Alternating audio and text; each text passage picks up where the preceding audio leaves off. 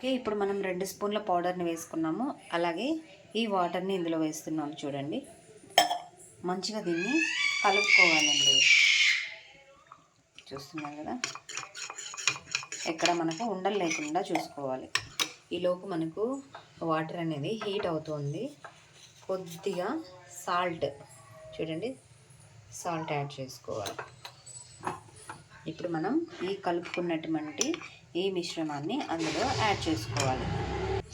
Yes, చూసారు కదా, 2 స్పూన్ల పౌడర్ని మనం ఇందులో వేసాము. ఎక్కడ ఉండలు లేకుండా ఈ విధంగా కలుపుకోవాలి నీళ్ళల్లో.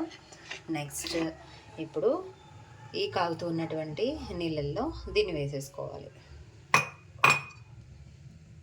ఇప్పుడు మనం ఎక్కడ ఉండలు కట్టకుండా ఇలా కాసేపు తిప్పుకుంటూ ఉండాలి. ఇన్ కేస్ మీకు మార్నింగ్ టైం అవుతుంది, ఇలా కలుపుతూ ఉండాలంటే మాకు కుదరదు, మాకు వర్కింగ్ ఉమెన్స్ మేము అనుకున్న వాళ్ళైతే లో ఫ్లేమ్లో పెట్టేసి కాసేపు అలానే వదిలేస్తూ మధ్య మధ్యలో వచ్చి తిప్పుతూ ఉంటే ఈ విధంగా సరిపోతుంది. ఇలా గట్టి కన్సిస్టెన్సీ వచ్చేంత వరకు చేసుకోవాలి.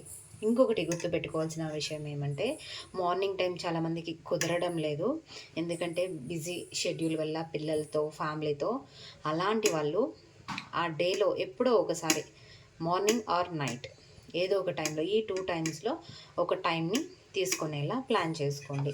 తప్పకుండా దీన్ని మిస్ చేసుకోకుండా తీసుకుంటే మనకు చాలా మంచి రిజల్ట్ అయితే ఉంటుందండి. మార్నింగ్ ఎంప్టీ స్టమక్లో మనం ఫ్యాట్ బర్న్ వాటర్ తీసుకుంటాం కదా, దాని తర్వాత టిఫిన్ బదులుగా ఈ గంజిని తీసుకుంటాము.